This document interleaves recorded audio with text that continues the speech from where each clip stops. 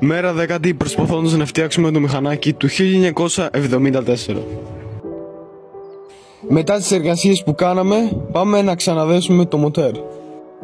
Επίσης είχαμε ένα μικρό πρόβλημα στο βίντεο, στο λύσιμο και το δέσιμο της μπιέλας. Και γι' αυτό δεν έχουμε τα σχετικά πλάνα. Και έτσι λοιπόν ξεκινήσαμε το δέσιμο βάζοντας πρώτα το κύλινδρο. Και όπως μπορείτε να δείτε, το καινούριο πιστόνι δουλεύει άψογα. Έτσι λοιπόν βάζουμε και το πάνω κομμάτι της μηχανής και στη συνέχεια βιδώνουμε τις 4 βίδες.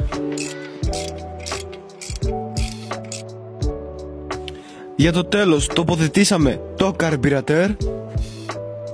Και έτσι λοιπόν ήρθε η ώρα μετά την επισκευή να προσπαθήσουμε να το βάλουμε μπρος. Και όπως μπορείτε να δείτε, ο Ρίγα 12 πήρε τελικά μπροστά.